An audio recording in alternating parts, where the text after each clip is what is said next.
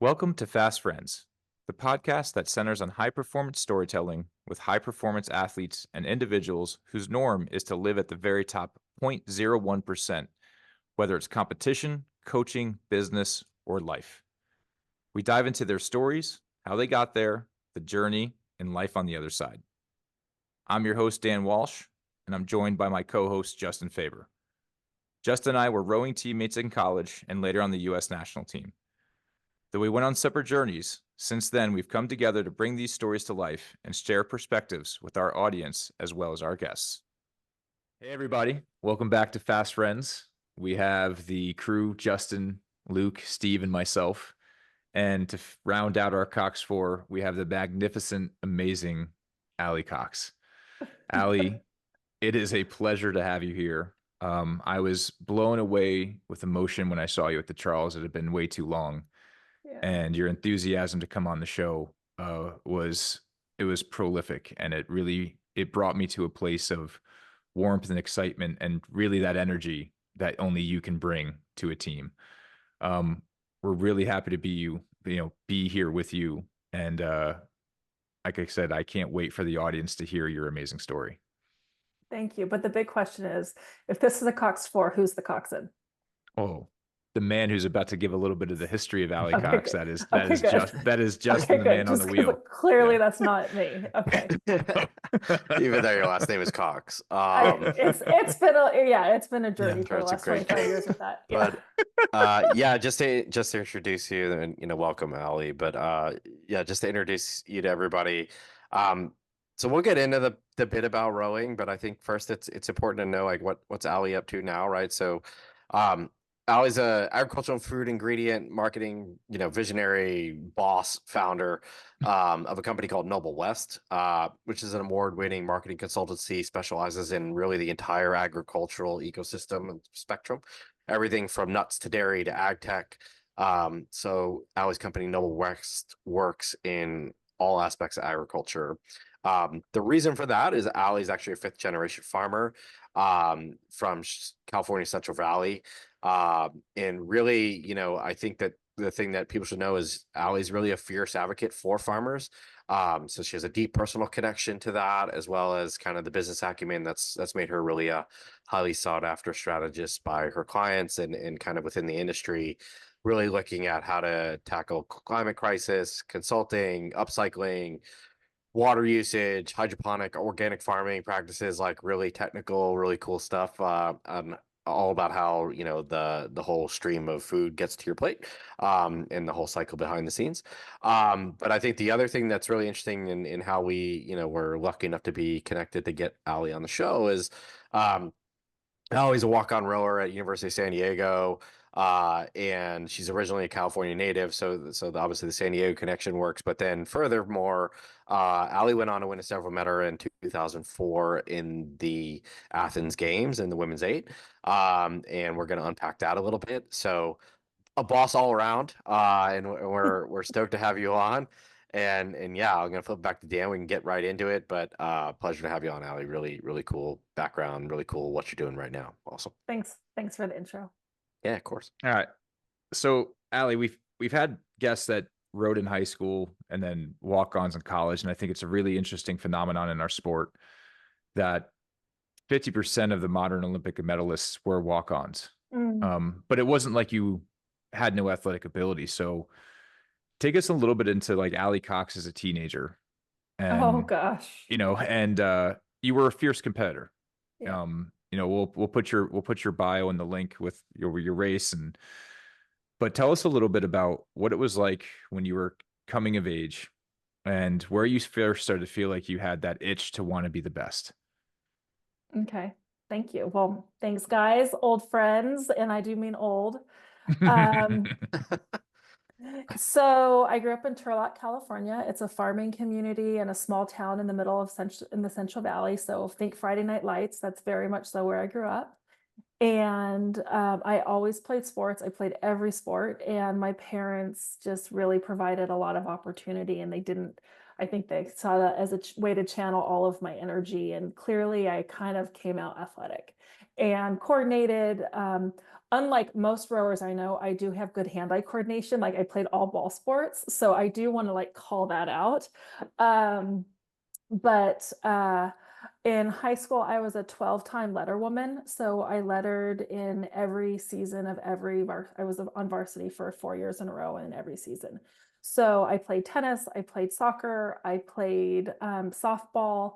And I think that if you would have asked me what I wanted to play in college, it would have been softball. So I was the MVP my sophomore year, and I started my freshman year and was on all conference teams. And like I always say, when I'm giving speeches, like, does anybody know what my greatest athletic accomplishment is? And of course, they're like, the Olympics. I'm like, no, a home over the fence home run in sections my senior year of softball. So, because it was so amazing. Oh my God, it was like the most exhilarating situation. Was it your last at bat? Is that, or is it just that? It was the winning, we won by one, and it was off of a woman who went on to pitch at UNLV on a full ride scholarship. And Oh, they wow. totally doubted us. We were like total underdogs. We hadn't been to sections in years. It was like, who are, and like I just had like the eye of the tiger. I was like, give me whatever pitch you want. I am going to get it. And I just like connected. It was like, and it was center field. It was so amazing. And it was all before like cameras. So nobody even got it on camera, but Can you, whatever. what was the sound of the crack of the bat like though when you hit it? It just felt like my hands came through right with my hips, and it just was like, it's like you couldn't feel the ball, because when you do hit the sweet spot and everything is perfect and your timing is perfect, you actually don't feel it.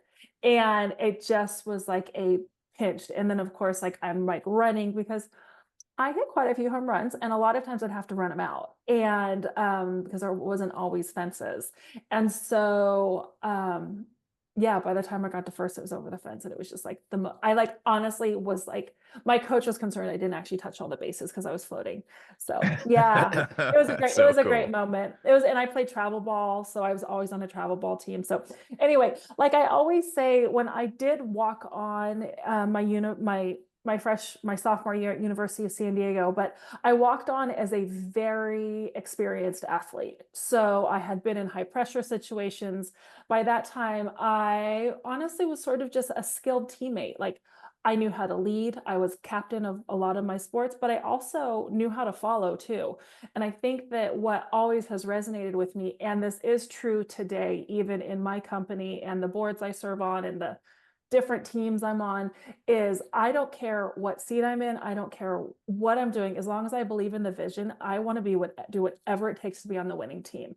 I am so competitive that like, if it means that I'm taking a back seat and somebody else is a better leader than I am, all good. And I would argue in our 2004 crew, I don't actually think I wasn't the leader. I was really just sort of like maybe the fun one who like asked everybody to pack cute clothes because we wanted to be like cute Americans for the parties. Like I was that person, and I think always competitive, and I had, the top erg in our bow. And so like I was a leader in some ways, but like as far as like the actual leader of the boat, it wasn't me. And there also clearly were a lot of strong personalities in that boat. But yeah, when I walked on at University of San Diego, it was like, okay, I don't know how to technically do this sport, but I do know how to get to practice, typically not on time, but I get there. I do know how to hustle. I do know how to support people. I do know how to take criticism. I love being coached. To this day, I always have a coach. I always have at least one CEO coach or a leadership coach or something that I'm working with. So it just was sort of a natural fit. And then when I hopped on the erg, it was sort of like, it was, jumbled up, but it didn't take me long to realize how to get a good number on the erg. So that was really my gateway in. And I think the only like real regret I have about starting in that way is that I did not develop a love and passion for rowing until it was gone, because I just started, like I started so fast. I did not have the opportunity to tool around in a single and actually learn how to connect with the water. Like I had to be, I walked on in September and we were racing in like, I don't know, some fall classic or whatever by like October, like I didn't have time. Yeah. And then I had this really good erg, because like my novice year, I think I pulled like called a 720 or something ish, which was a good novice score for especially a walk-on. So then it's sort of like I always had a spotlight on me. And then I wish that I had more time to actually learn. Like we mentioned Karin, my teammate Karin Davies earlier. Like she spent like the first 10 years of her childhood in a single that was too big for her. So she actually had to learn how to connect with the water. And that's why, I mean, arguably she has the most perfect stroke that's ever been stroked, right? And like that is part of the reason why, is because she just has such amazing connection. I don't think I've ever gotten there. That's like my goal for like my 60s, but So just So- quickly to Just quickly we're to sure go in a back to- very long time. Yeah. Like Just- a yeah. very long time is my yeah 60s. Yeah. far out from now, but just to go Far back out. really quick, Yeah. what even drew you to rowing, right? You were a stick and ball person, like you Yeah. described. Like Yeah. what even got you onto water? Like And your what was sophomore, the- it's your sophomore year too, Yeah. right? Like that's also incredibly interesting because like Okay. This Yeah. podcast really is about, this is like Yeah. really something that we're going back to this.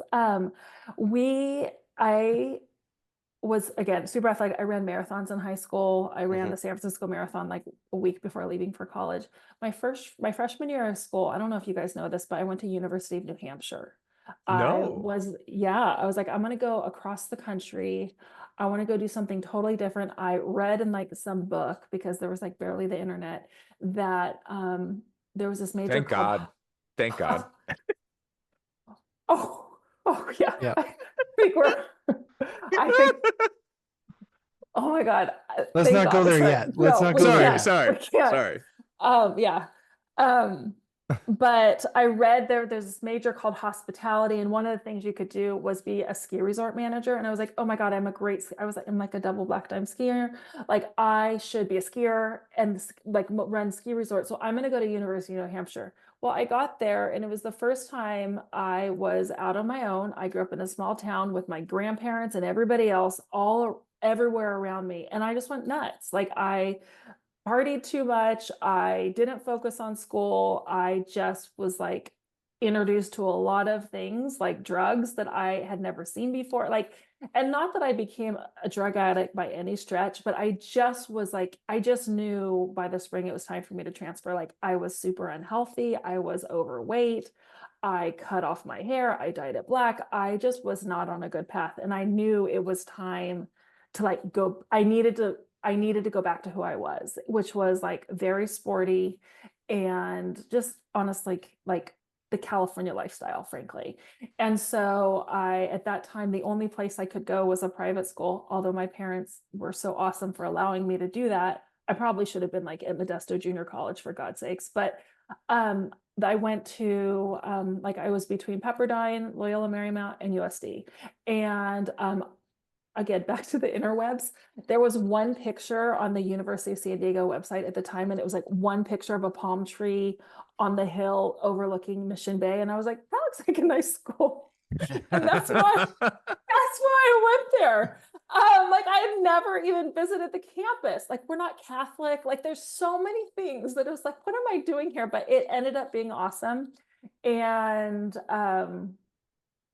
it was a great choice for me. And then of course, like fast forward, the question you asked me, Justin, was why rowing? I was walking on campus at orientation day and the coach came up to me and she was like, you should be on my rowing team. And I was like, I don't know about rowing team. And then I'm like, well, there were cute guys on the UNH rowing team because I used to go to the rowing parties last year. And I was like, okay, I'll give it a shot. That was literally probably the reason why.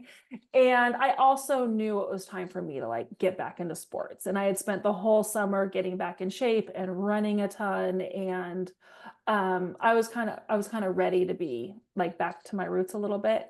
And so yeah, that's Fair kind of enough. that's Yeah, the no, origination just story. super interesting, That's- not dissimilar to a lot of walk-ons that get spotted. So random. No, And the it's thing that is crazy completely is like random. I am completely the perfect like physicality for rowing. Like my torso is not too long. My legs aren't longer than like I'm very proportionate. I always like would look normal in a boat, right? Like it wasn't like anything weird.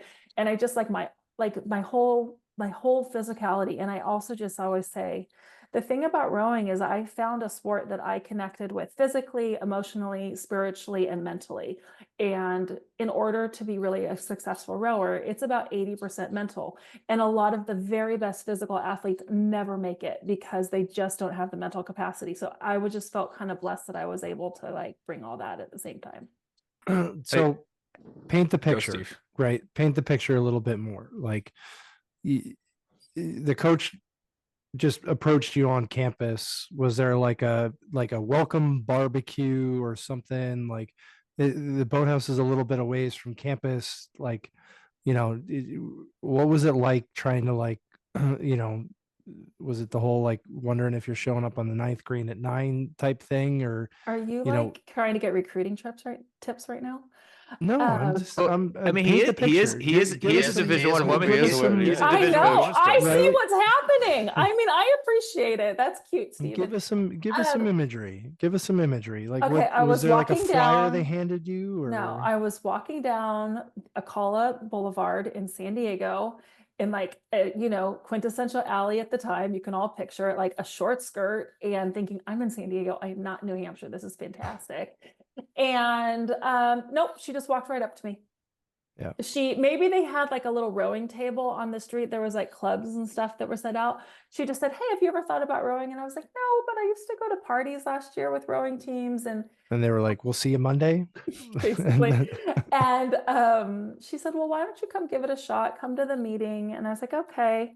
And then I don't know. And then my grandfather actually, he went to Cal, go Bears, Walton. Go Bears. And he was like the captain of the men's like football team with his twin brother, and he always talked about his fraternity brothers at Cal, and he had friends that were rowers. And so one time he said to me, he said, Ali, you got to do something with all that height. What if you were a rower? And that was probably when I was in high school, so it always kind of stuck. Wow, So when she said- that's crazy.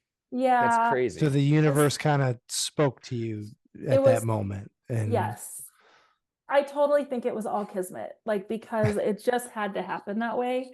And I think I had to kind of get beaten down my first year to realize whatnot. But fun fact, this is something like I've never really said before, is so then, fast forward, I'm at my like junior year, my coach was like, let's go to Crash Bees. And I was like, what? So what's that? I Google it. What year is it? How did I don't know. Alta Vista. Nexus Netscape. Lexus. Netscape. Yeah, well- Nexus Lexus in the library.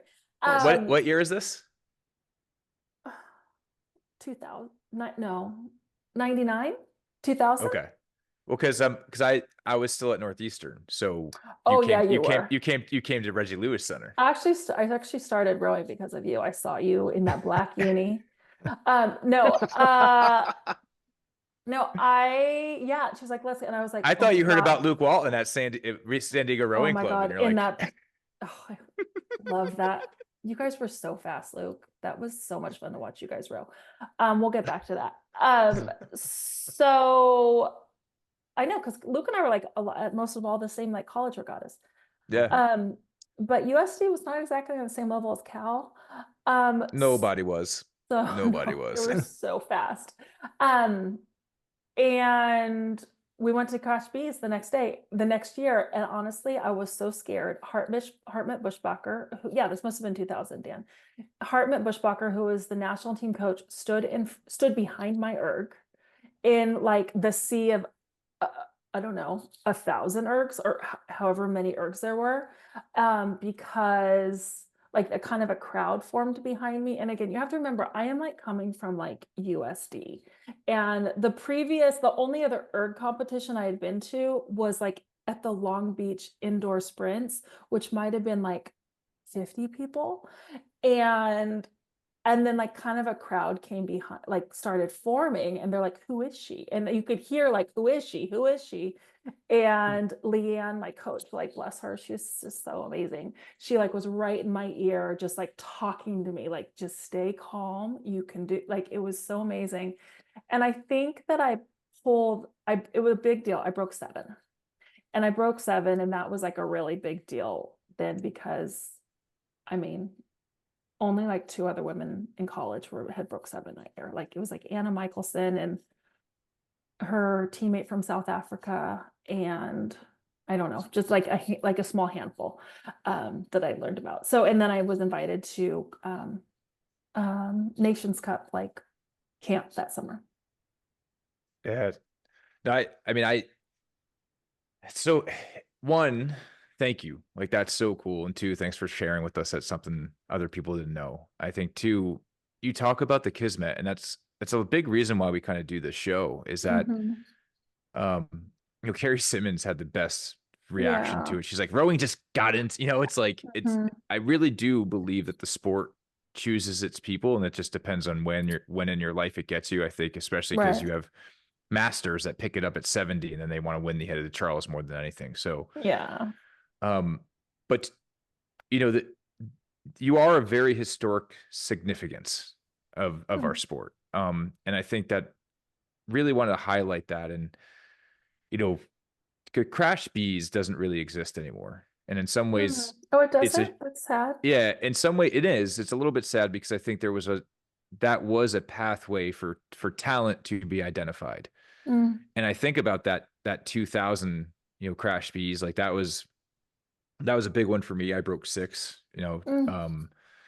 I think I'm just trying to picture you, like that was literally my backyard. Like I walked there from my apartment and took Oh, a I was nap. so scared. I was And that so was, scared. yeah, dude, Oh my God, I was so it's scared. a rough part of Boston. And, Oh, but I I wasn't think scared about that. I was scared oh, inside. I also just think that's what's funny about that too. I don't is think it's like, the same anymore, Dan, but go ahead. it's Boston in February versus like you in San Diego, right? So like you're new to the sport. Yeah. You've been in the sand and the beach, looking at pictures of Luke Walton at the boathouse. Yes. And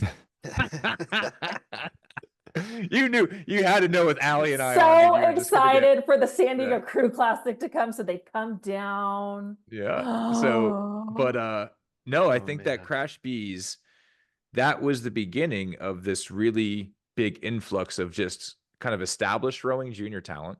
Yeah. But this really incredible walk-on talent that wound up becoming, to your point, Nations Cup. They call it U23s now. So, tell us a little bit about that transition to go from novice to, hey, do you want to be part of Team USA? And, Yeah. what was like, did it happen to you right there at Crash Bees, or was it something that came to you? I think back then it still came in a letter in the mail. Did they tell your coach? Well, you have to remember, I have no expectations, and I actually do not have any idea what's going on, right? Like I'm just Yeah. like deer in headlights. I literally pulled that 7 because I was so scared. I just wanted to get off the machine. And Which is crazy for you, 650, like, it was like right? Well, 656 or something. I that mean, can like, be a superpower. The naivete can be a superpower in itself, oh right? yeah. Like, Oh, for sure. Okay, but I think that's a good segue, Steve, because so Leanne was like, and she's again just like such an awesome woman. She's like, Ali, that was so good. I think you might get invited to go to. I'm gonna make some calls down to Chula Vista, and I'm gonna see if maybe maybe we can go down there and watch them or see a practice, and maybe you'll get invited to if they have a camp. So they had a camp, and she offered to help coach because she's like, I think that's going to probably help get her in or, whatever. And I get there and I'm like driving over in like my Explorer from like USD, living in Mission Beach with all my girlfriends in our beach house at 2735 Oceanfront Walk in South Mission. And I get there and it's like all of these women from the Ivy League schools and all of their personalities. And I show up like, hey guys, I'm Ali. It honestly was like an Elle Woods moment. Seriously. I'm thinking, it's like camp. It's June. This is fun, Nice legally blonde drop. No idea what's going on. And they're pretty icy and cold. And definitely a lot of them had been on the junior team or they had tried before. And it was, and I just was like, I'm like Virginia and Harvard and Princeton and all these places. And actually, I just told a story about this awesome woman named Anne who rode at Radcliffe, and she had like an armband around her bicep. I think both biceps actually. And I was like, oh my God, I am so scared of her. And then, we start doing erg pieces, and I frankly crush her and everybody else in the room, Everybody. like Everybody. everybody. Yeah. But Anna's good. No, Anna's there, and Anna and I are competitive, and Michelle Garrett. and that's before Michelle Garrett knew how strong she was. So like it took Gira a couple years to realize, oh my God, I am actually the strongest woman alive. And so I crushed this woman, and then she came up to me, and honestly, you guys, I was scared of her. And she came up to me, she's like, "You are so strong. Amazing job." And I was like, "I am so scared of you." She's like, "Oh my God, you just killed me." And it was just such a moment of like, sports are just such an awesome place, like for like just camaraderie. And so anyway, that I was actually just telling that story to somebody. But I didn't know when I was seat racing, you guys, because I had never seat raced before. So we're out in fours in Chula Vista, lining up, switching partners, taking times. I don't know what the hell is going on, like literally. And then so we get off the boat, and I think Barb was the coach from Penn at the time. And she's like, "So here's the deal. You clearly don't know what you're doing because you've never had a seat race." I was like, "What is a seat race?" And she's like, "You have to pull hard from the first stroke, not just at the end of the stroke. You have to start pulling hard. Everybody here knows how to do this, and you don't. You just happen to be stronger than them, and they all row better than you. So you're going to need to really try to follow what's going on, and you have to start pulling hard from the beginning." And I was like, "Oh, okay, got it. Okay, great." And then that was helpful information. And and and I must have won a few seat races, or I was close enough for them to say, "This woman has so much potential, we better get her in the system now." Either of those might have happened. And I made friends with a lot of those women, and then some of them I didn't, and also some of them I never saw again. It was sort of just like it, you know how and it must be hard. And I do empathize that, like, junior rowers who are pretty successful as junior rowers, and then like kind of top recruits, it must be kind of sucky to see somebody who does not know what they're doing, but just has more potential come in. It's got to hurt, and it happens in business all the time. And like tenure doesn't always matter unless you're in corporate America, like our friend Justin over here. But Still doesn't matter. Still Okay. doesn't matter. Okay. So I don't know. That was definitely a learning. And then the boat that we had was just like, I mean, the only thing we were trying to do was make it to the line on time. And that's what Barb always said in any of our pieces. And actually at Nations Cup, at World Championships, she's like, "If you guys can actually make it to the starting line on time, and you can actually stay in your lane, you have a very good chance of winning." And we did both, and we won by open water.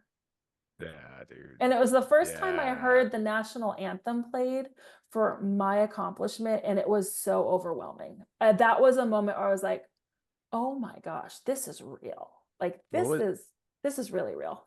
Denmark. What was it like? What was it like being on that dock? Like, you had just won by open water. You're was so hearing all these shocked. cheers. I There's was notes so start to play. I was sad that my parents weren't there, but honestly, we didn't even know what I was going to. Like I didn't even know to invite them. And there wasn't exactly much like, I don't know, player or like team coordinating happening at the Nations Cup. Yeah. But I didn't know. And I just remember being like, "Oh, it's kind of sad that mom and dad aren't here. Like they'd really enjoy this." And that's what I do kind of remember. I remember thinking, wow, now I see that this is a big deal. And I can remember, and then I don't think they didn't miss a race for the rest of my career. But yeah. And that's So- when I met so many people, and I realized this is more than just about like rowing at USD. Like I met Porsche. I didn't meet Porsche yet. But I met like, Luke McGee. I met like Luke, you were on that boat. You were in the 8, weren't you? Yeah. Yep. Yeah, we met that And summer. I just met so many great human beings. And I just remember and a lot of like the women, I mean, the women in that boat, like Michelle Garrett, Anna Michelson, and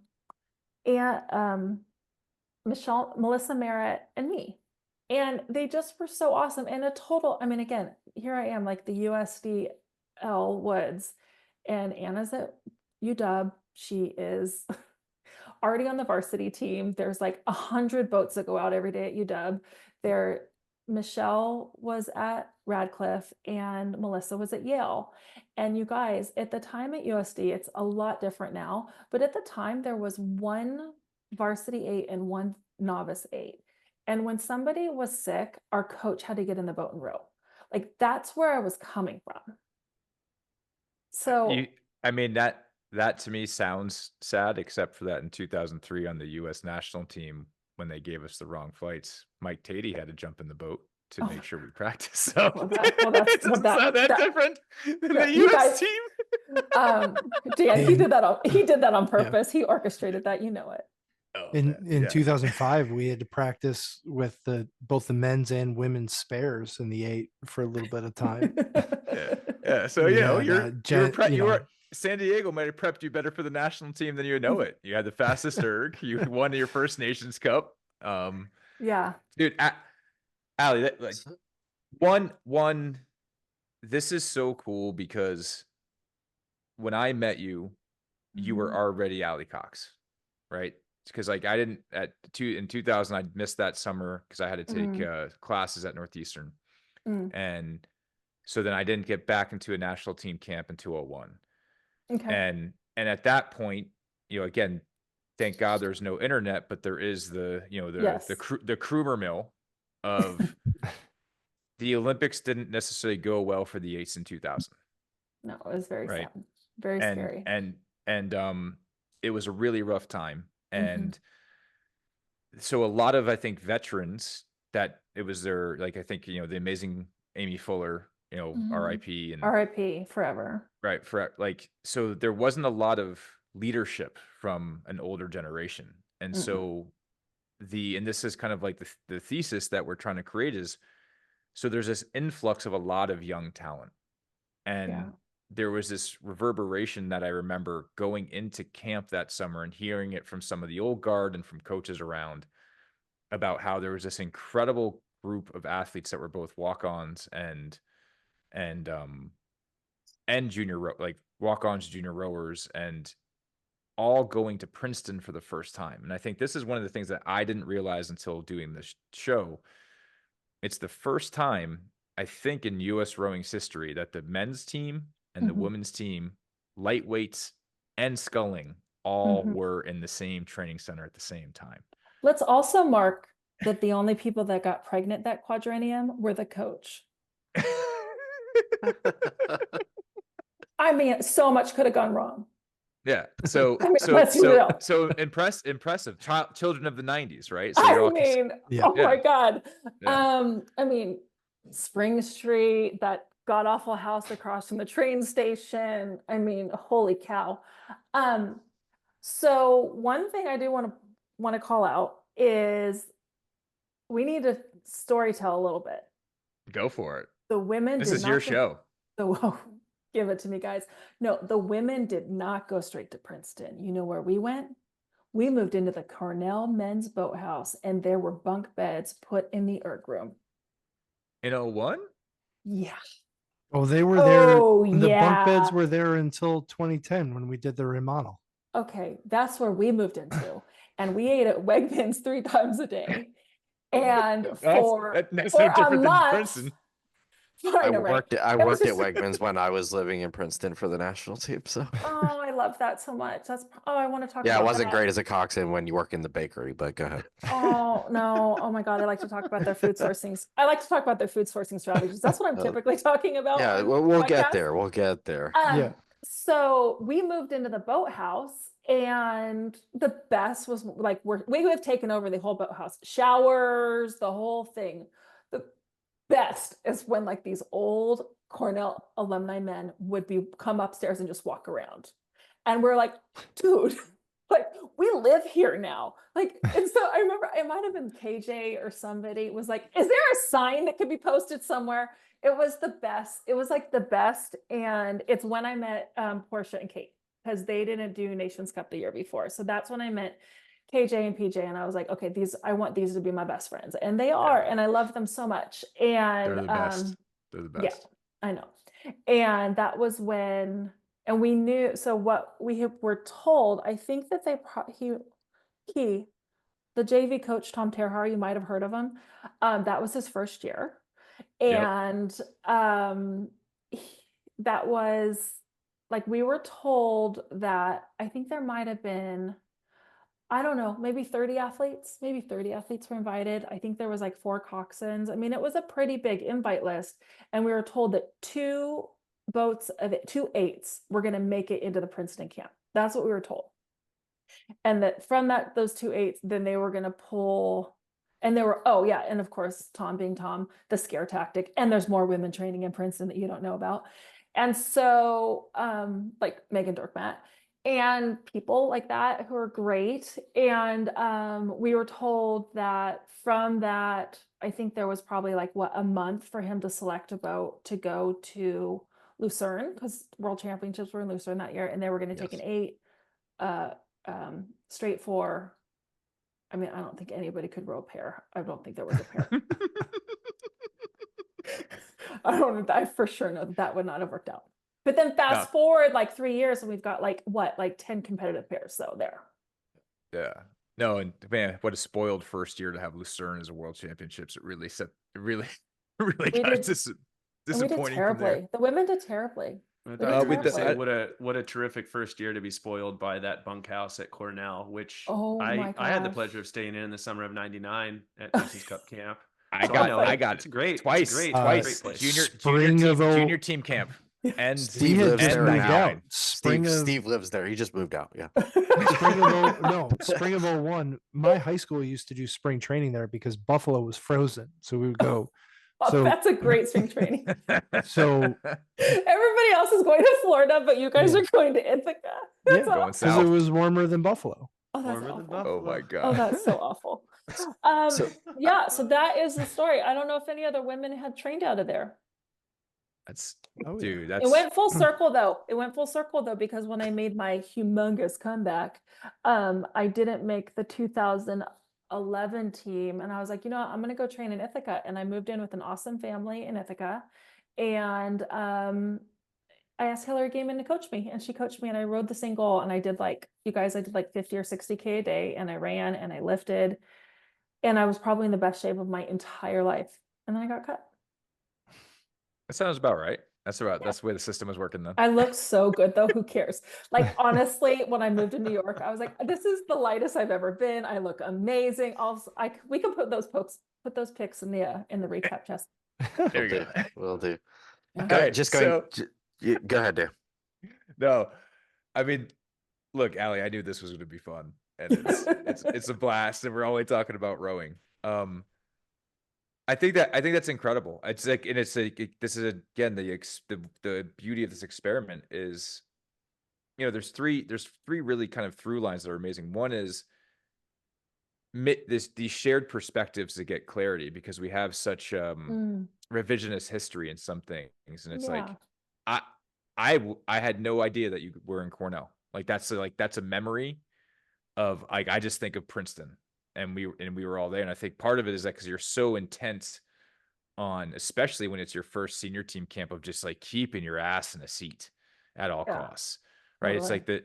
So I think before we go into the next step, it's been a lot of fun, and it is, but that's a really daunting situation. Like, I think that your competitive drive, to your point, is either you're a good junior rower, or maybe you were a good high school athlete, but you were great.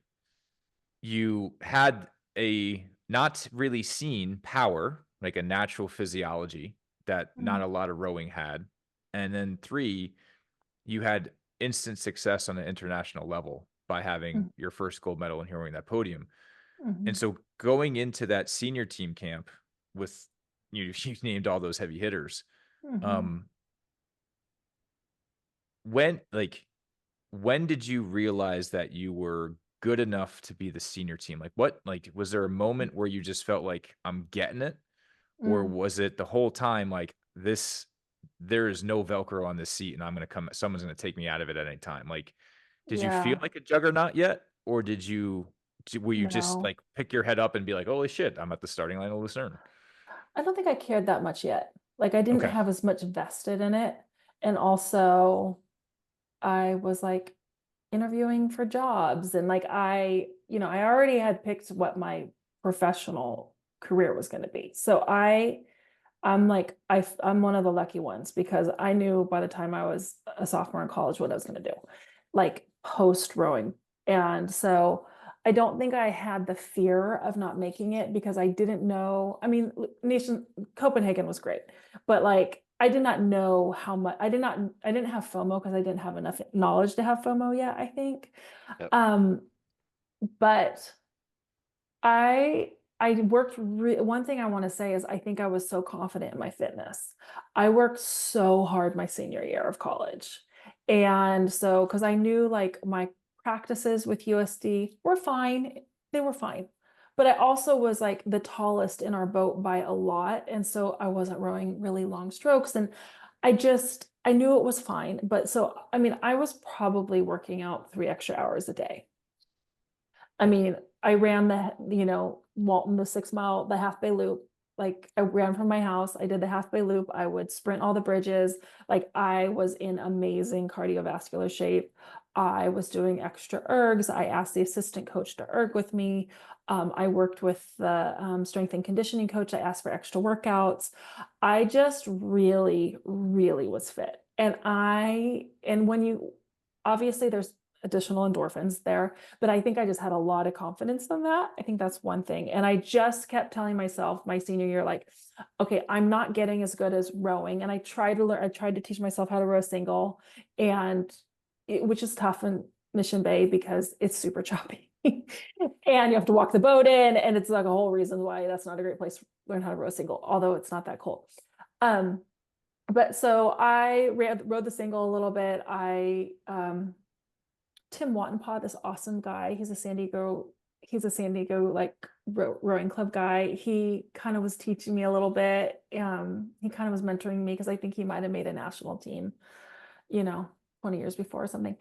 But I just sort of had that confidence. And then I got to Ithaca for camp and was just like, let's just do it. Let's just give it what you got. Like, I think I was just more like kind of feisty. And again, I was around women that just did not look like they were having that much fun. And those women didn't make it.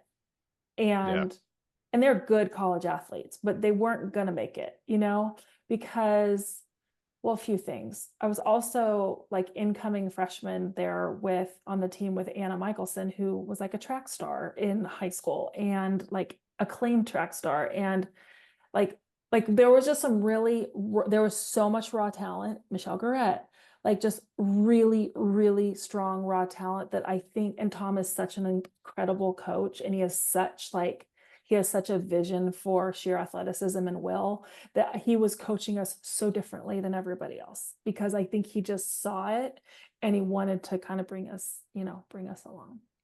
That really helps. Thank you. That really helps. Yeah. Justin, go. No, I was just like, so I don't want to gloss over it, but I think that, to Dan's point, okay, you've had fast success, right? In rowing terms, right? As far as like, you have people that have, rowed since they're 13 and 14 years old and, have dedicated their lives to this. And, here you're 3-ish years into it. And you're competing obviously for an Olympic spot. Can you just talk us through that super fast as far as like, to Dan's point earlier of, all right, this is not we've had other people on the show describe the idea of making an Olympic boat a delusion. We've had them say it's a pipe dream. We've had them say it's, if I did the work, I would let the cards fall. Right. So I wanted to understand from you, okay, at what point did the kind of lever flip over and you're like, you know what, like this is going to happen. It's going to happen. Okay. And then obviously take us through if you want to pick up there and then take us through, okay, your Olympic experience and kind of how all that went down. And then we'll kind of move on to some other cool questions we have. Sure. But when we can live in the past like this, why wouldn't we? I wrote it down, a Sure. revisionist view. Dan, a revisionist view. That is like me and everything. So the question was, when did I know I was going to make the Olympic team, or if I knew? And when Yeah. did you know you were good? Like world class, good enough to be an Olympian good? When I made the 8 for the 2002 World Championship team. So I made the 4 in Lucerne, and I think we finished 4th, and I think or 5th, and the 8 finished like 4th or 5th too. I can't remember which one. And I just remember being so annoyed that I wasn't in the 8. And so my goal was to make the 8. That was my whole goal the whole year. And then I made the 8, and then we won, which was like, like, oh my God, we're good enough to win. And it was in there. A couple key things happened that day. Actually, this was in Seville. 2 of you were there. And I, number one, woke up super sick. I think I had like 100-degree temperature. And I went to Tom and I was like, Tom, I don't know. I like threw up, like I don't feel good. And I'm just letting you know. And I'm like sweating. And then he's like, okay, well, I think that we're going to find out how fast you are with 100-degree temperature is what we're going to do today. And I was like, okay. Okay. And I just remember being like, maybe the sub should go in. Like, is it better for the boat if the sub goes in? And he's like, no, you are better for the boat sick. And you're going to find out how good you are with the temperature. And I will tell you, I have used that analogy maybe 200 times in work. We're going to find out how good we are today based on all these things that have gone wrong. We're going to find out how good we are today based on all of the client work we have, but we're going to find out what we can do with this amount of bandwidth and these amount of people and this amount of resources. Let's give it a go. And if it doesn't meet our like category defining work expectations, then we're going to course correct. But you know what? We might just do something great. And I use that analogy all the time in work. But so we won, and I literally threw up. I barely made the medal ceremony. Tom came to get me out of the bathroom himself. No joke, like literally came and found me in the bathroom because he could hear me throwing up. And so it was that day I said to myself, why not me? Like, why shouldn't I make the Olympic team? Somebody's got to do it. Might as well be me. And why not me? And that was the day. Again, I think hearing the national anthem is kind of peak that, but why not me? There's no reason it should be anybody else. Why not me? And I use that question, why not me, a lot over my rowing career. Like, why not today? Why not today? Why not a PR today? Like, why not a win today? Why don't we, I use that a lot, and I actually use that a lot in my career too. Why shouldn't I take this company public? Why can't we hit that goal? Why can't we hit that gross profit margin? Tell me why we can't. Why not us? And I use that a lot. And that is, I think, just the competitive spirit and the winning competitive spirit. That's so Love it. Love it. That's so it's so profound. Yeah. Again, just the shared experiences and the shared mindset and the shared behaviors of what it takes. And when I coached lightweights that were just a bunch of kids that were almost ready to quit their rowing career because they just felt neglected. The boys quad had won some national championships, and I just showed up and I said, why not you guys? Yeah. And it's like I channeled Ali Cox, right? And I just said, why not? And a year later they did it. Yeah. So I think that's really, I think that I think self-confidence is a wrong word. Because confidence is a con game. It's courage, right? It's the courage that could say, why not me? Yeah. It's not arrogant. It's the way that you describe it is it's that fear of self-doubt, and you can only defeat fear with courage. Like, in fact, you can't be courageous without fear. And that really, the way that you just explained that really personifies it. It's like, I don't know, that was beautiful. Thank you. And are you going to cry again, Dan? I always cry. As Steve says, I'm Billy Bob. Billy Bob's a bit of a crier. I like that. I feel like we should invite Ted Lasso to this podcast too. That'd be great. He just plays us. So I think I'm more Roy Kent than anything. So that leads us to, I think, the Olympic year. Okay. And well, no, sorry, we're missing 03. Yeah, we can't talk about the Olympic year without the 03 because that was something. Because you got to qualify the boat. And from what I remember correctly, you talk about having to test your mettle as a team, how to have that trust.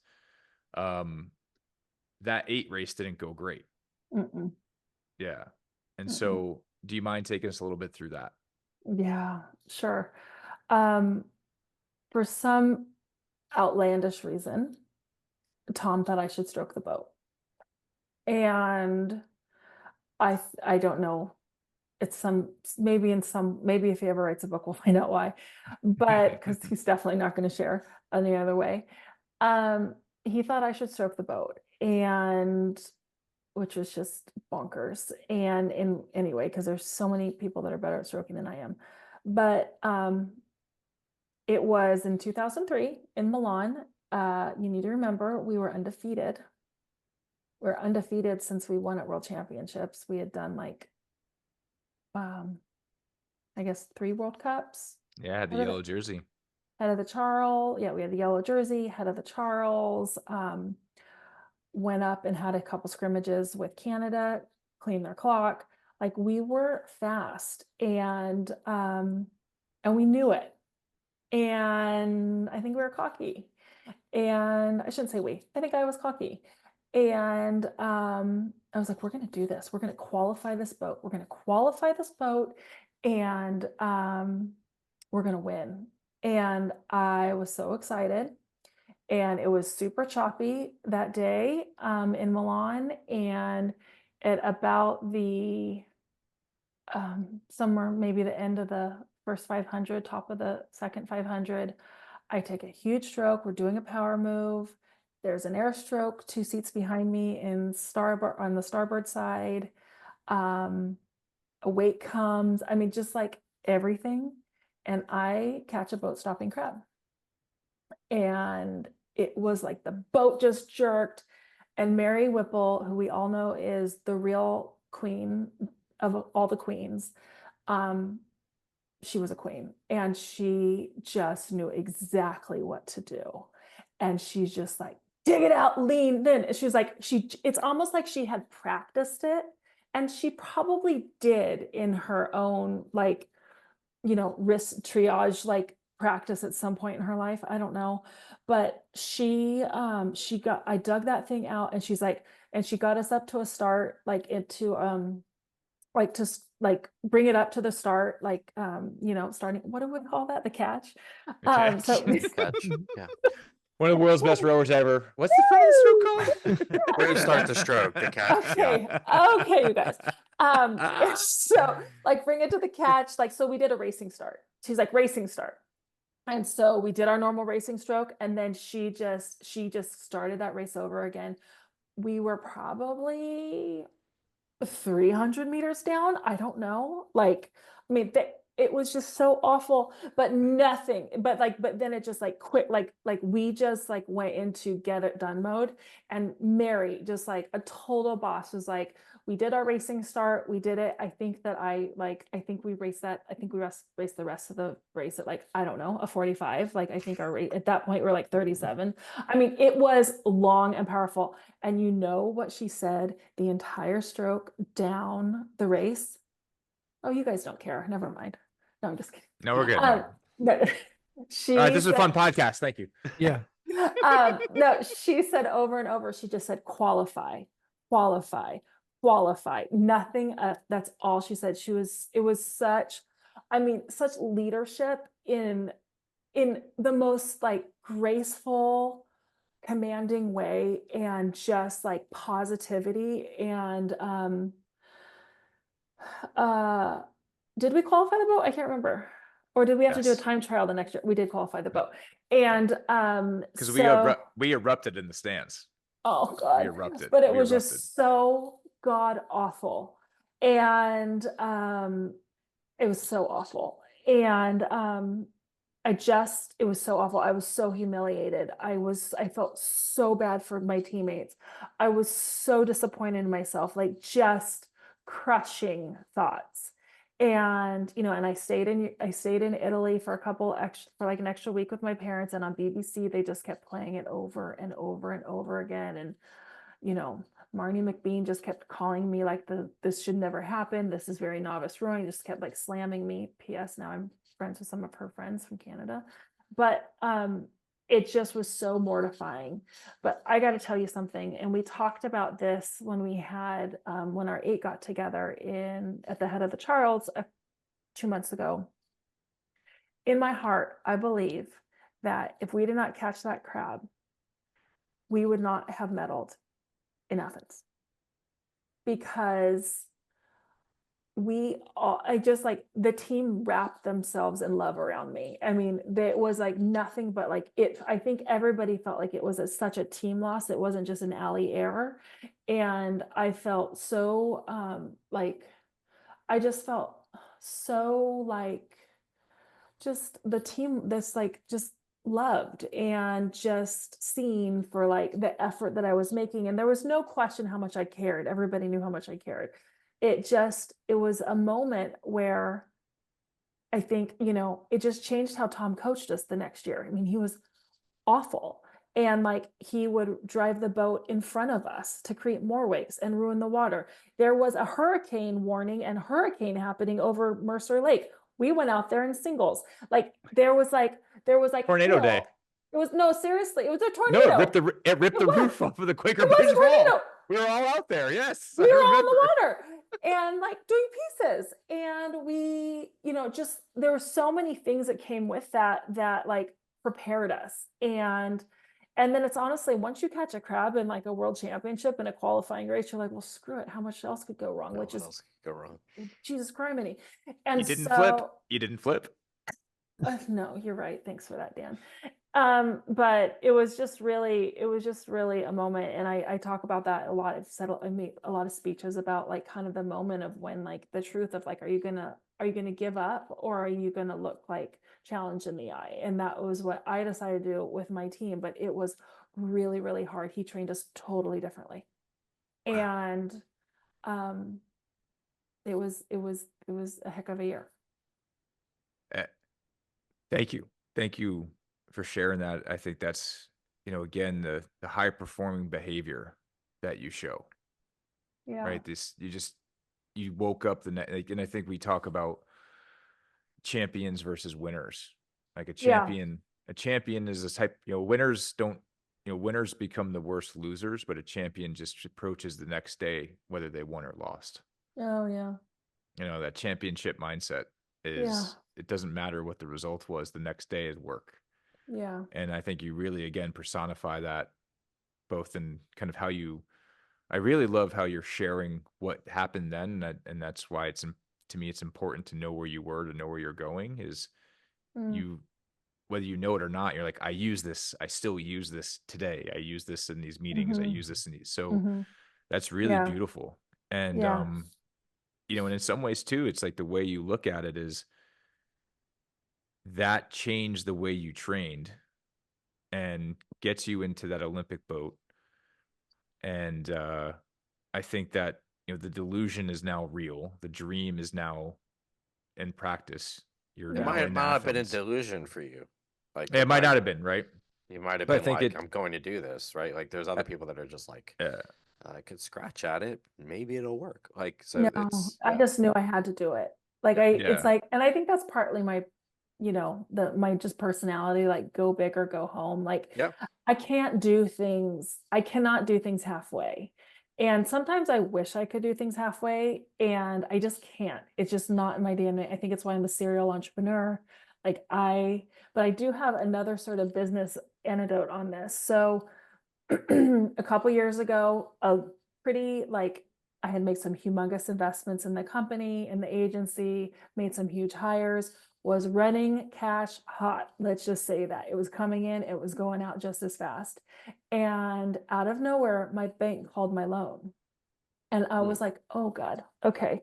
Like I have no money. Like I don't know how I'm going to make payroll. in 2 weeks. And I got that call as I was walking into a trade show, in a produce trade show. We do a lot of work in produce. And I literally, you guys, I just got off the phone with him, and he told me, and I was like, okay, thank you very much. Like, all sorts of thank yous came with it. And then the woman who was my finance director at the time called me. She's like, what are we going to do? She's panicking. I said, listen, it's not going to be okay today or tomorrow, but I promise you it's going to be okay. I need you to stay calm. I need you to understand that this is adversity. I need you to understand that this is just a bump. We are going to be fine. We have, and because I know I've got like contracts starting, like it's going to be freaking fine. It's just not fine right now. It's not going to be fine for 2 months. And it's a mess. But I looked at myself in the mirror in the bathroom at this trade show in this like convention center, and I just said, I'm walking out of here with 5 new clients. I'm talking to I looked at myself and I was like, I'm going to talk to every single freaking person here, and I'm going to find 5 new projects, and I'm going to get 2 of them billing by next week. I am going to do this. And I literally, you guys, I was like first in the door, and they were literally packing up their booths. Like the Union Transit guys had come in, and I was still talking to these people, and I freaking did it. And it's just like, I'm like, I am going to do this. Like, there's nobody's going to call. I can do this. I can do hard things. I can do things that suck and are scary. And I remembered that race, and I just was like, okay, if we could do that, then like, this is so much easier. And so I did it. And then I got myself a really big loan at the SBA, and it's been great ever since. So like, just like, I just sort of like course corrected and got smarter. Yeah. You learned, right? Yeah. You had a high improving behavior. But I think that you just got to know, and that's what I think is so wonderful about sports, and particularly sports that are a race, not a game. Okay. Like a race, whether it's running, whether it is cross country, whether it is skiing, whether it's rowing, canoe, whatever it is. When it's a race and there's a starting line and a finish line, you are the only person you can be looking at, right? And that's when it just takes so much guts, whether when it's a sport or like, and I love sports and I play all the sports, but like there's so many other factors that go into it besides sheer will. And that's where I just think you can't learn that skill in any more intense of a way than like rowing for the Olympics. Especially in the 8, because there's so many variables that have to go right because of the personalities. You essentially have 10 personalities: the coach, this coxswain, and the athletes. And so, yeah. But you know what? The thing is, Dan, though, with our 8, like I didn't feel like there were so many variables. Like once our boat was named, and once we finally got to stop seat racing, and once Tom decided to like us, because that's what he does after you're done, then you go into like the womb. It just like there weren't any variables. The only variables we had were like just execution, if that makes sense. Like we knew that. I think what I meant is like that's what makes a good 8 tough to make. Yeah. Right. You have all those variables exist, and then they have to come together in that moment. And then once they are, you're like, holy crap. Like, and I think that's the lesson that being in a good 8, and especially a great 8, teaches you is it's symbiosis at the highest level in sports. Yeah.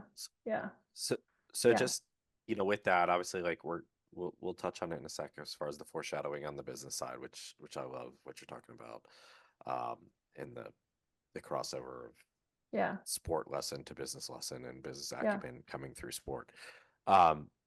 Can you one of the things we do ask a lot of the guests that were in an Olympic final is just, you've made the boat, you're in Athens. Obviously, there's a lot of process that goes through that. We don't need to belabor it. We've had other guests that have for us, so we'll spare that for this We're all episode. good there.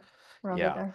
But just put us in the boat, right? I think, we do like to hear about, like, it's funny. We've had some guests on the show that'll talk about, and I think you maybe were teammates of some of them, where they're like, I didn't know what was happening the last 250 meters. I was either going to die or win a gold medal or cross the finish line. I don't know what was going to happen first. And you have other people in the same boat that are saying like, well, I wasn't really, I don't know if I was pulling or just, in La La Land for the last 100 meters, but it happened. Right. And they're like, oh, we were in the same boat. I don't know who was pulling the oar then. But that said, what if you can, just put us in the boat for your Olympic final. You know, you Yeah. walked away with a silver. I don't know if that, you know, you're close to the gold. I don't know if that was motivation to say I got to go back for more, or if you're like that was closure. Like, just Yeah. curious of your POV on that. So we, we had a monkey on our back knowing that like our heroes were the Sydney 8. Those women were, I mean, they did 100K a day for 4 years. They nobody trained harder than those women. And we knew that. And we had sort of that monkey of like, oh my gosh, like if Amy Fuller couldn't win a gold medal in this, or if like the McCags, or I mean, it's just, or not just Betsy was in the boat, but like Amy Martin, like all these women, and Raj, and they just were so, and Leanne, and they just were just larger than life to us. And so we did have that note of like, okay, they too were really good at world championships. They were good at world championships, and they didn't win a medal at Sydney. Like anything could go wrong. So I think that we had that like just sort of sitting on our shoulder a little bit. I know I certainly did. But like just putting myself in the boat it just was a boat that was so special. And I'm sure other people say the same thing, but it felt like I mean, Tom did such a great job archetyping that. Like it was a boat of crazy misfits, right? And like we always say, Sam McGee, who sat 3-seat for us, she was born the year that the Romanian woman, Lipa, won her first gold medal at the Olympics. Like seriously, that's who we were rowing against. So we had, Sam, and there were only 2 returning Olympians in our boat. It was Leanne Nelson, and who had just had a baby and was just the most incredible stroke you could ever want. And Laurel in 6-seat. And so I just had so much confidence in them. And I just really felt like I could always give more because I would do anything for them. And I didn't really think of myself too often, so much as I do not want to let these women down. Like I will do anything I can to not let them down. I just want to contribute. And especially coming after the colossal like disaster of 2003, I'm like, I just am going to follow Leanne. I'm going to follow Leanne until if she rows us off a cliff, I'm going with her. Like I'm going to follow that blade until I cannot anymore. And it was just amazing, and really had to fight for our seats. I didn't know I was in the boat. I was the third person. I was the second to last seat race in to make the boat. There was one person that had more seat races after me, but that certainly didn't feel comfortable, and it was just great. And then like Mary, I just can't say enough about her. Like she's normal Mary for practices. She has a practice Mary. She has international racing Mary. She has Head of the Charles Mary, which is super fun. If you haven't been one of those boats, you should take a ride. And then she has the Olympic final Mary, which is like a different tone of voice, different calls. She had a personal call for every single person only she and I would know about. And it just was like the most unbelievable experience. And yeah, I mean, the thing is, I don't know if anybody here recalls, but we set a world record in the heat. Yeah, you beat the Romanians in the heat. Right. Yeah, they were holding back and they had a whole bunch of other races. So it was definitely tough when I think they took the lead at about the 1,000. Maybe a little before. I think they took a big second 500 move. So that was tough. But, and then like so many crazy things happened. And then the Australian woman, Lay Down Sally, she laid down in that. So Australia pulled themselves out because she laid down. And then, yeah, we were just going on like hope and a prayer and like a lot of sheer gut, like will. And luckily there were not 100 more meters, because otherwise the Dutch would have beat us. Wow. Fair enough. I know. Like, thank God that was the last, like the last stroke. Because they, the Dutch always look like it's not hard. So remember watching that race and just the sheer guts of Yeah. you 9 women. This just sheer tenacity of it all. And I think the craziest thing with you sharing that perspective too, and we heard Karin's, is when you came across the line, what was the first thing you felt? Relief. She said the did same it. thing. We did it. Yeah, We did it. Like, we did it. That was the sheer relief. And then lots of other emotions came after that, but it was sheer relief. A couple things, like I felt like, oh my goodness, we didn't have some mental cluster, or thank goodness it all went well. Like, thank goodness we executed. Thank goodness, we were able to hold off the whatever. I was also annoyed that we got silver too, because I had to have that look on my face, which is not a good look. I don't know why I insisted on that, but I should have just been grateful. And Leanne Nelson, because she was in the Sydney boat. She was like, oh my God, I just won a medal. Oh my God, you guys, we just won a medal. We're like, no, we won a gold medal. She's like, sure, yes, but I just won a medal. And Leanne was just so happy. And like, I think she almost gave us permission to be okay with second. And I really appreciate that about her. Brian and Wyatt did that for me in 08. Yeah. You and I probably had the same face. Yeah. Yeah. I think Justin Luke knows us. The similarities between you and I are like, oh, rowing's over. Let's go party. Let's go. Hey! Yeah. Hey, let's forget about practice. That was the one question that needs to be asked. So you have this fever, 2002 in Seville. I remember that was a great party that night. Did you miss that party because of being sick, or did you say, well, I was able to win a gold medal sick, I might as well be able to go and enjoy the party as well? I think I stayed home, honestly. I was like, legit. Wow. I mean, and everybody here knows that. Sick. Everybody here knows that. It's very, very, that is very serious for me to do that. You introduced me to Typhoon Saloon. Oh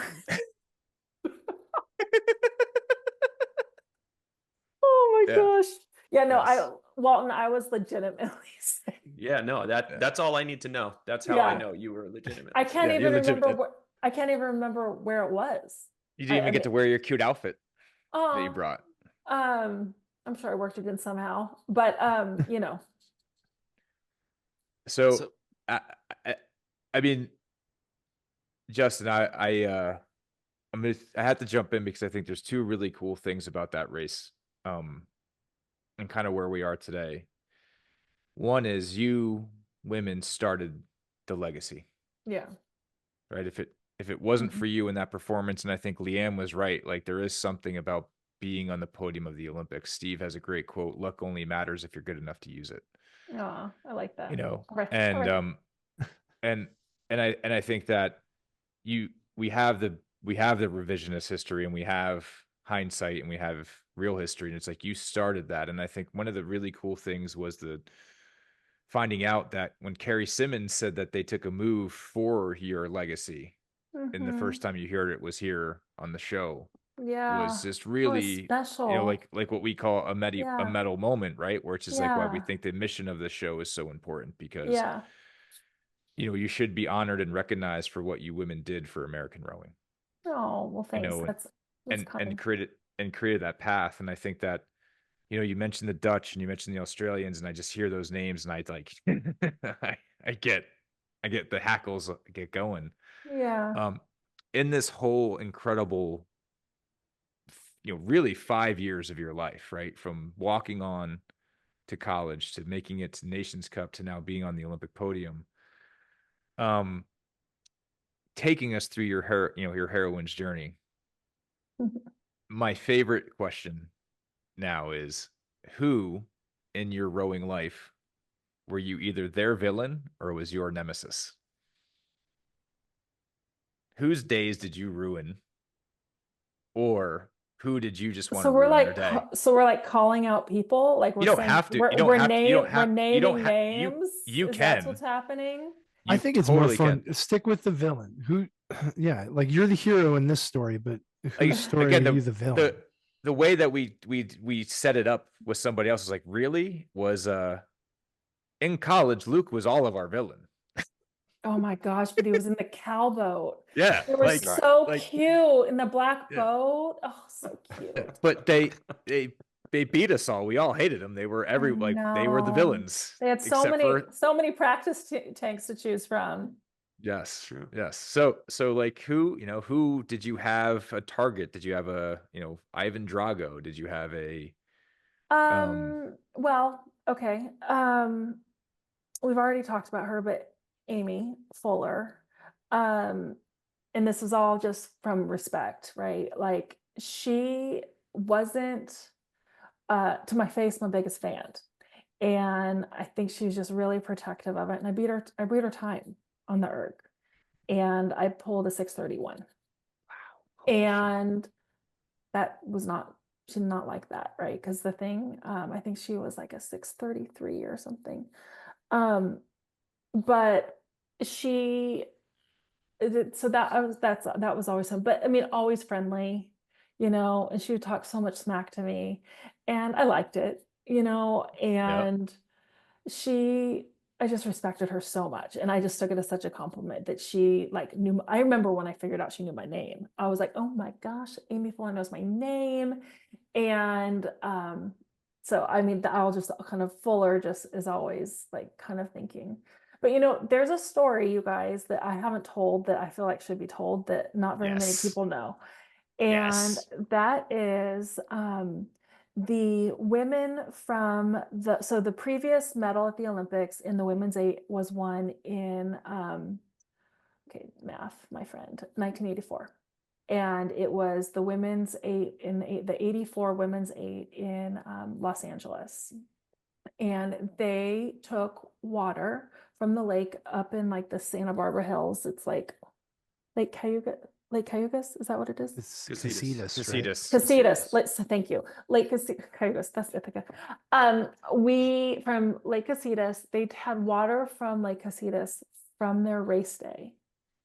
Somebody had saved that water in a water bottle, and they poured the water over our boat and blessed it before we went. And or maybe they did it in Athens, or somebody sent it in Athens, and it was such a moment. And like we didn't really know those women very well because alumni relations is just not strong on the women's side. And it's because we all have get pregnant and have to take care of families and everything immediately. So we don't have as much, like women just are so terrible at like alumni stuff because typically that's the reason why. And don't get me started on everything else. Equality. And so, but it was such a moment. And like 4 of those women had breast cancer, and they were breast cancer survivors. And we had met them maybe the year before at the head of the Charles. And then I get emotional thinking about it. And like, we have a breast cancer survivor in our boat, and it just means so much. And it's a story that like people don't know enough about. And it was like, and we won it. And Mary made a call for those women during our race. Wow. Mm-hmm. That's cool. Mm-hmm. Thank you. Yeah. Thank you. So now I'm pretty good. again. Pretty good. Mm-hmm. So good. It's good for you. Mm-hmm. So, but that's a pretty good name drop that you were Amy Fuller's villain. That's pretty cool. I mean, like that's. I mean, maybe like while she was in retirement, though. I mean, Yeah. not any. I mean, nothing like. But it's cool. But I think that's day-to-day. it's in a fun way, right? It's in a fun way. Like I'm Mm-hmm. plenty of people's villain. Yeah. And then like I just always was hoping I could be like the Swindell twin sisters at Crash Bees. They were so fast and cute and everything. And then like let's really just talk about the Romanians. Like that is just, I mean, yeah. Good. There so it many is. thoughts. So many There thoughts. it is. So Good. many Romanians. thoughts. Yeah. I love it. That's I love it. just, I love it. just the dynasty that they had, but you're right. We did create it. We were the catalyst for a dynasty, and we're just so proud of all the women that have come after us, and I just love cheering them on. I love cheering them on. And it's just so proud, And you should be. And, Mm-hmm. As your friend and your teammate, and really just glad to like reconnect through this medium, there's a lot of people that are proud, and you've taken us all on this journey. And you know, I'd love to hear more of, and you've done an incredible job of tying in how you taken these lessons back home. You know, big part of the hero's journey is like, what do you do after you have this incredible experience and you have this incredible growth? How do you apply it back to the village? And like, you literally went back to the village. You've purchased your family, you know, your childhood home, and you're It's true. improving, you're improving the land that gave you all this. So just tell us how you like your full hero's journey back in Yeah. agriculture. Tell us what you're doing now, right? I think that Yeah. to pivot out of rowing, and obviously thank you for the texture you gave on that. Tell us what you're doing now, right? I'm incredibly interested, right? Like we talked about, I think before we started recording, like, you know, I mean, I'm in the food and beverage industry also, but like different worlds of it. But I'd love to kind of hear what you're doing now. To Dan's point, the illustrations you gave of the lessons and how they become, like I mentioned earlier, kind of business acumen for teams and leadership and you know, pitches. Yeah. Like, yeah, would love to hear what you're doing now. Sure. So I founded my marketing agency in 2007. And when I was still living in New York City, after working at IMG Sports and Entertainment Marketing, which is now Endeavor, and Ketchum Public Relations. And I founded, it was called Ali Cox and Company. And that still is my official legal name. And DBA, Noble West. And and then really just founded it sort of honestly after rowing. I went straight to New York. I drove a U-Haul by myself through the Lincoln Tunnel and moved myself into an apartment with a woman who I was friends with, who was a lightweight at Princeton. She graduated the year that I was done in the Olympics, and lived in New York and just really learned a lot. I literally transitioned every bit of focus and interest in rowing and work ethic and like just like relentless like passion into my career. And I already knew, and I already had internships when we were training, and I was always working while I was training because I just could not work. So I worked at Bloomberg, and it would, you know, I worked at a design firm. I was a marketing coordinator, and worked at IMG. And then after about 5 years, I worked at, I was the director of marketing for Mercedes-Benz Fashion Week, for New York Fashion Week, and at Miami Swim and LA. And then after about 4.5 years, decided to go out on my own and create my own agency, because I learned what a freelancer was, which is basically somebody who charges a lot of money. Not more for what the same work. Yep. And has total flexibility and doesn't have a boss. And I was like, oh my God, this is the first time nobody's going to tell me what to do. Like, I don't have a coach, I don't have a boss. And so I did that for 7 years, you guys. And had a season pass at Vail. I bounced around. I did whatever I wanted. I moved in 5 different apartments in New York City. I worked in Palm Beach doing marketing for fashion, and it was awesome. And then made my comeback. We're not talking about my comeback that was not so spectacular, but it was something. I did win a medal at World Championships in 2010. You made me happy when I saw you show up in Chula. Oh my God, I was so old with all those kids. At least you were in shape. I had to like get back in shape and learn how to re-row. And then got cut and went and was a founding director of marketing for an online TV company called Aereo.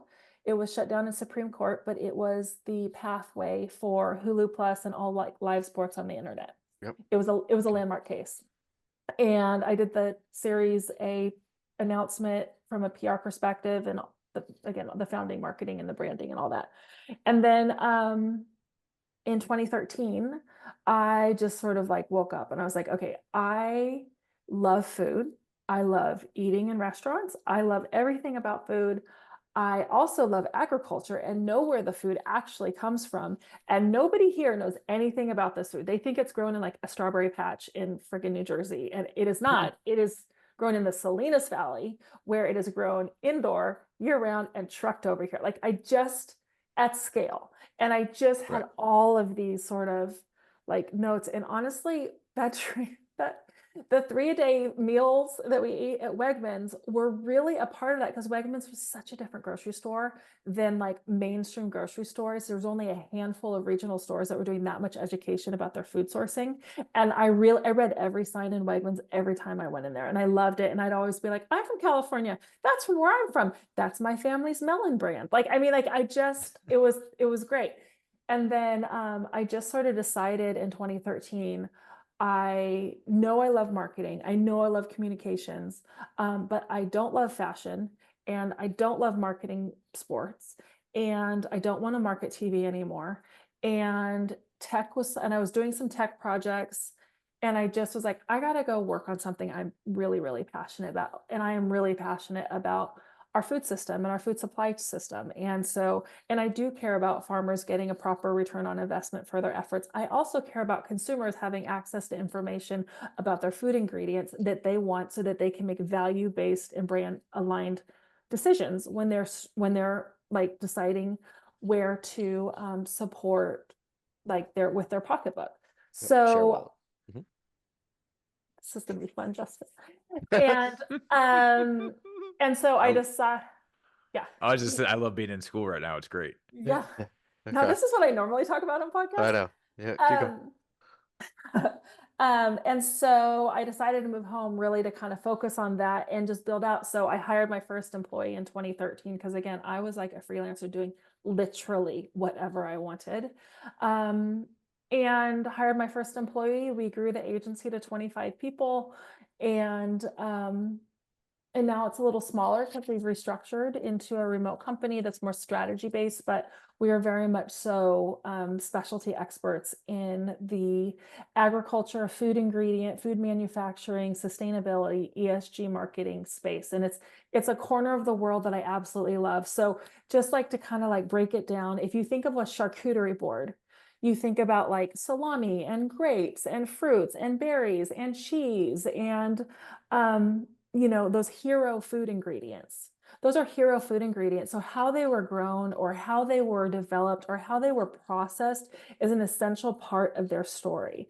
And telling that story is something I love to do. So what kind of technology the farmer used, what their like social responsibility practices are, what kind of water sources they use, what their feed looks like, what nutrition looks like, and all the technology involved. Like those are just stories that we have, I would say, an unfair competitive advantage to gain because a lot of our clients understand that me being a 5th generation farmer on both sides, like I really am passionate about it. And my husband and I also farm, and he and I own a farm management company and a harvesting company. So I'm very much so steeped in agriculture on a day-to-day basis.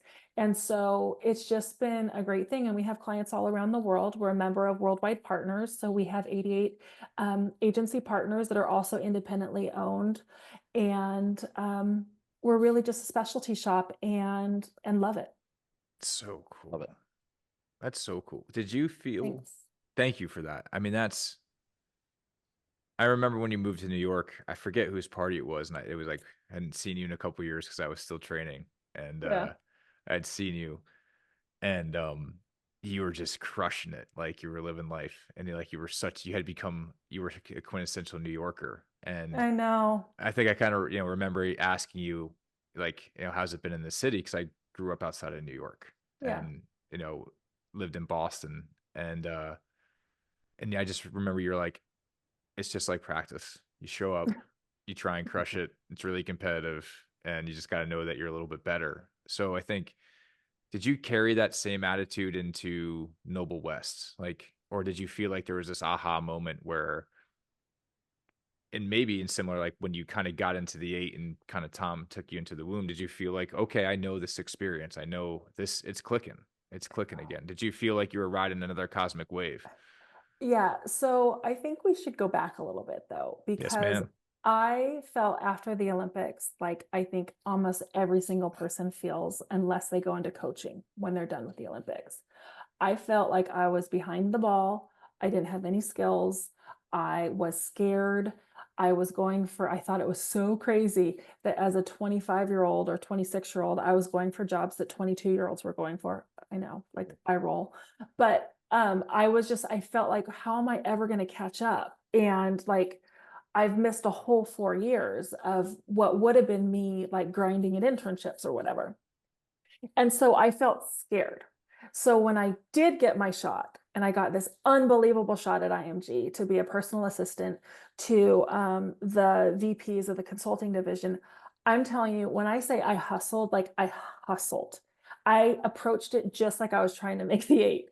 Like I was there I went running every morning. I saw all the old rowers on their bike loop. I would say hi to all the guys. Like it was so fun. And I went running every morning. I was in great shape. I got to the office first. I was always last to leave. I did all my client work during the middle of the day. I kept all my admin work for at night. I mean, I was just so hungry to prove myself. And I got a couple of promotions really quickly, started gaining some confidence, started becoming somebody that like people wanted on their team. And so I just built that confidence, but it was like through sheer grit, hustle, a lot of faking it, i.e. during my interview when they're like, do you know what PowerPoint is? I'm like, of course, everybody does. I had no idea what PowerPoint was. I like went and read the book at Barnes and Nobles in an armchair because I couldn't even afford to buy the book on PowerPoint. I literally like read and like took handwritten notes how to do PowerPoint. And I just faked it till I made it. And I made friends and I asked for help and I showed up looking like I deserved to be there. That's the other thing. And it was great. And then in 2007, I was like, okay, I know how to do this job. I'm confident in my ability. I'm good at making friends. I'm good at asking for help. I don't need that much money. I just have to support myself and my lifestyle. I should be able to do this. And then, and that's when I went out on my own. And now everything is different. But yeah, I don't know if that answers kind of that question there. No, it does. It just shows that it's nasty that I think you've had for a long time. You've just, I wouldn't say you reinvented yourself. You just put yourself into new inventions. Yeah, thank you for that. Yeah. Yeah. And as far as like being a New Yorker or being a rower or being like a whatever, I just think I'm kind of a chameleon. And like when I'm in New York, I feel like a New Yorker and I act like, I just like get to that pace. But then here I am who I am too. And I think it's just like, I don't know if it's just like being authentic, and not trying hard, but it's like, I just never wanted to change. I didn't want to change myself for the scenario. You just have different versions of yourself, Yeah, absolutely. Absolutely. No, So, I think it's Ali, super interesting. yeah, Justin, did you have more? Because No, I mean, I look, wanted to be mine. Ali and I are going to connect offline. For sure. But no, Yeah. I think it's super interesting. Just to your point on the authenticity, because that obviously that's a rowing thing, right? Of like, I was just gonna go out and race hard and see where the chips fell. Like I think you alluded to it earlier in the episode where you talked about like I was so naive, I just did it, right? And that's authentic to your personality, right? And then obviously into what you're doing now as far as, going back to full circle. So yeah. Yeah. I think And it's just all about making the best decision with the information you have at that moment, 100%. right? Like, because there's so many decisions that have to be made all the time. I mean, I do every single day. All day long, all I do is answer questions about like financial questions or estimate questions or new business questions or, client selection questions or what to do about this or what to do about the board or how to, I mean, it's like an all day thing, but you just make the best decisions you can. And I think that like in rowing, how you learn to adapt to rough water or a partner who leans or whatever it is, or a slower boat or a boat that's too small or a boat that's too big. I mean, like you adapt, right? And I feel like that is very transferable into not only life, right, of parenting and life as we move through it, but in business also. Because you know what? My creative director was sick today. So guess what? Some things didn't go as planned, but we just adapted. And as long as I always say, as long as there's trust-based conflict and we're asking the questions and we're communicating early and often, especially about the bad news, and we're communicating with our clients and with ourselves to our best ability, we're just going to make decisions the best we can as they go. And we're going to trust in ourselves, and we're going to hopefully empower people around us to do the same, which sometimes works and sometimes it implodes in your face. And then you just rebuild from there. I love what you just said, trust-based conflict. Well, I can't claim it. It's a Patrick Lencioni staple, but Yeah. No, I don't know who that is, but you You just, should. I will. Organizational No, management guru. no, Fascinating. I will. But it's, I don't know. I think that it's, you also just, you gave me a word what it means to say seat race. Yeah. that's a that's a corporate word for seat race. Like, oh, Or is that or I just beat you. Now I'm in the boat. Sorry, I hey, beat you guys. Let's win now. You know, that's I think trust-based conflict right there. love the one you're with. Yeah, Yeah. exactly. All right, I have one last question for you, and then Okay. you can run away if you like, but this is my favorite question. So, you've shared your whole journey with us from getting into rowing to how you're using rowing now. Hmm. If you could go back in time and coach yourself on anything, when would it be and what would you say?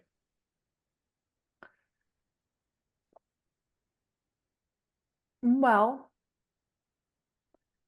I would just implore myself to trust the process a little bit more. I would love to be able to have trusted more. I mean, there's so many dark days, and I just wish that I had a little bit more kind of maturity to be able to trust that things were going to work out. I think that was actually the best part of my comeback. Again, it didn't work out, but like I wasn't scared while I was doing it. It was sort of like, well, I hope this goes well. If it's not, I've got a killer career to get back to, people. Like it was like sort of like that was such a luxury to feel like that, to give your best, but not from sheer will of panic a little bit. Um, and then I guess my other one would be like, don't talk back to Mary Whipple in the boat, because I was a little sassy in 2003, and I think that karma got me. So I was those were my like two kind of main things. Those are pretty big ones. Yeah. Um, and then I just think that like it's just such a scary thing, right? And one that we can all relate to is that like if all your hopes and dreams are in one coach's hands when you're trying to make a team boat, like how do you like there was a therapist out in Chula Vista who I thought was so great, and I went and met with her a couple times when we were training, and I just said, Wendy? is it Wendy? Yeah, I think it was Wendy. Wendy. Yeah. Yeah. And She's she amazing. just, yeah. And she said, you might think this, but it's not true. Like your ERG score and your most recent ranking on the team actually isn't painted on your forehead when you're walking around. So stop acting like it. And I was like, oh my God, that's such great advice. Like, oh my goodness, thank you for that, And I don't know. I feel like I wish more people would have told me that like earlier on. And I think the beauty is you just told a whole bunch of young athletes that right now. So I hope thank you. so. I You hope do. so. And sometimes it works out and sometimes it doesn't, but you're going to have a great story coming out of it. That's right. Well, speaking of great stories, yours is incredible. I was so happy when you said not only that you watched, but that you wanted to come on. And Yeah. you are always welcome. Whenever you want to come, please let any of your friends or teammates that would like to kind of share their story with us, let them know they're welcome. And Ali, I love you. You're one of my favorite teammates. Oh, Dan, I love you too. You're one of my fastest friends. And I really, really hope that you know how important you are to American rowing. Oh, you're so sweet. Thank you. I think you All need right. to say I was one of your fastest friends, though. It's a No, past tense. I like nostalgia too much. It exists in that time and place forever. Well, thanks, Yeah. guys. This is great. Yeah, Keep it thank up. you, Ali. That's all for today's show. Fast Friends is a Metal Factory production. All opinions expressed are our own and those of our guests. If you like our show, follow along or subscribe with us wherever you get your content and podcasts. Thanks for listening.